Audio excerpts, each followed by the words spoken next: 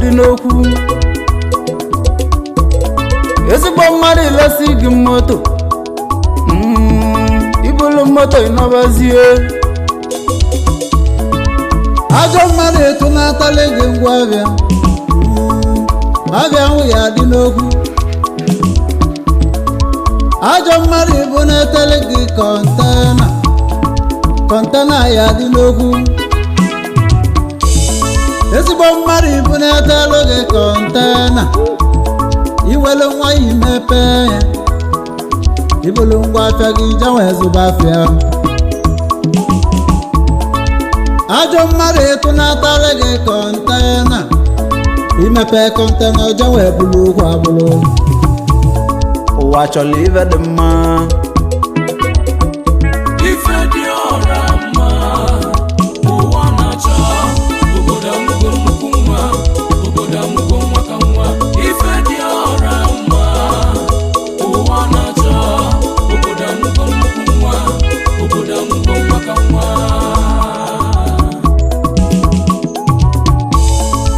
Zubisi nwanne m obodo ma mụrụ nwa ọ bụ maka chief Philip nwanne m eze Ifedioramma wan na Igbo ukwu kechiri ya n'echichi ya bụ the Zubis eze Ifedioramma wan eze Ifedioramma wan na Igbo ukwu ka m na-ekwu okwu ebe a ya bụ chairman chief executive officer Philip Zubis developer West African Limited ọ dị na Lagos Zubis nwanne m odogwu Ifedioramma eze Ifedioramma wan na Igbo ukwu ka m na-ekwu okwu ya bụ managing director Zubis Car Dealer Association Hajimbon na Austria also the managing director of Zubis African Restaurant in Hajimbon in Austria, vice chairman of Anambra family meeting in Vienna na Austria. Nyanwa bụkwa chairman Old Agwata Cultural Family Meeting in Vienna na Austria.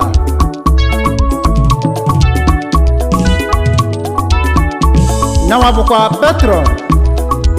Ambassador Cultural Club na Vienna, Austria. Ọ bụkwa one of the member Igbo Society na Vienna nke dị na Austria. Ezigbo nwa si ụmụdege na Igbo ukwu eje mmanụ ezokwu ife adị aka ebe ọ na-adị Igbo ukwu nwere mmadụ Ifedioramma ụwa na-achọ obodo amụgo nnukwu nwa obodo amụgo nwa ka nwa Ifedioramma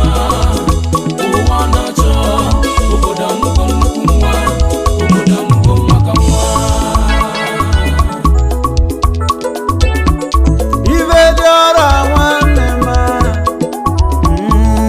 ijebe nini ejelu ịnaba nene ya nalu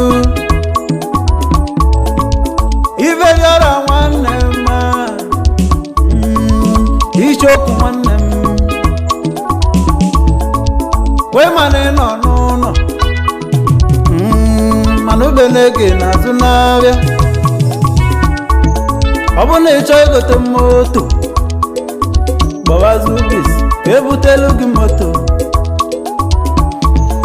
ọ bụ na ịchọ ịgote pas kpọba Zubis ka ebutelu gị pasị important exporter ọ na-atụnatara ebupụ kwenu Ifedioramma ụwa na-achọ obodo amụgo nnukwu nwa obodo amụgo maka nwa Ifedioramma ụwa na-achọ obodo amụgo nnukwu nwa obodo amụgo maka nwa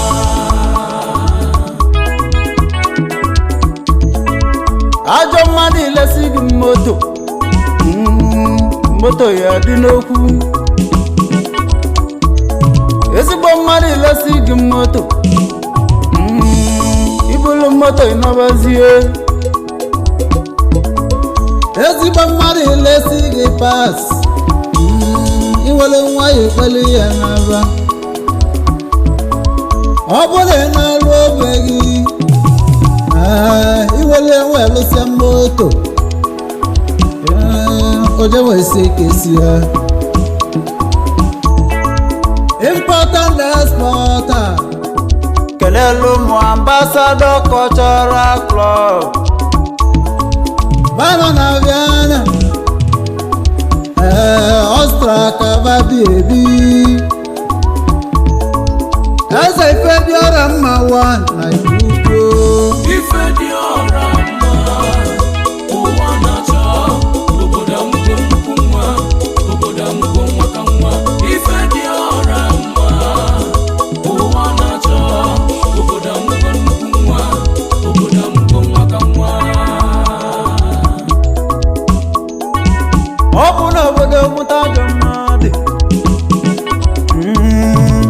ọrụ obodo agbaba ọsọnụ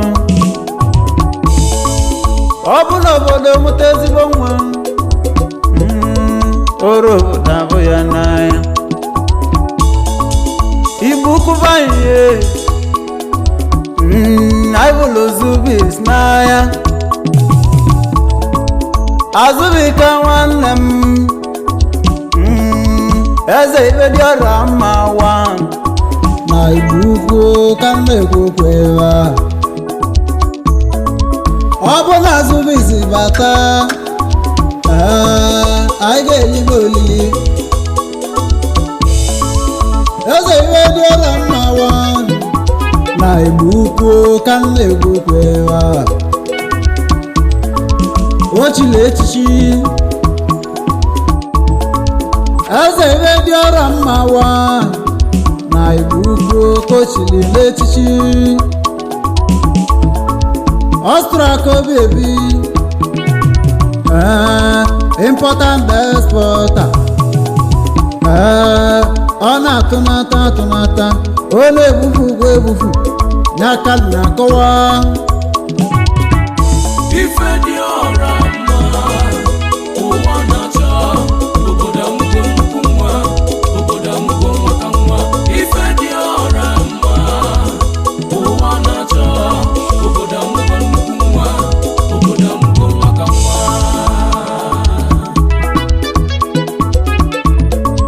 ambassador cultural club ndị Igbo jelu mba ambassador cultural club Igbo dị iche iche fanalụ Austria jebilio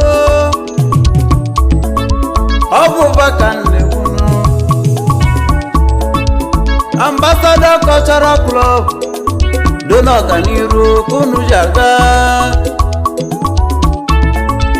ambassador cultural club ndị Igbo jelu mba lusi ebe abụ wee bulu omenala Igbo wee bilu ambassador cultural club ndị ọma o ekele mụ Igbo dị iche iche mba na-asụ n'onu o ambassador cultural club ekele mụ ichokwu na alụnụ ichokwu nwanne m Ifedioramma ekele gị Arizona Igbo ị ga na-eje na-abata efugile otibe mmelụ nwenu ọ ga-enwela na-azeli mmiri onye kpelu gaje kpele ọ ga-abụ batu senda ọ bịala egbu mba egbu onwe gwe mana ọ bụrụ ajọ wilugo ambassador cultural club ọ gwara ndị Igbo jelu mba nwoke na nwaanyị agbasiri ike fanwelu ndị chiri echichi fanwelu baristas fanwelu importers fanwelu CEOs fanwelu ife dị iche iche ambassador cultural club Igbo dị iche iche ịma na Igbo na-asụ n'olu n'olu ụbaka nwacho na nwa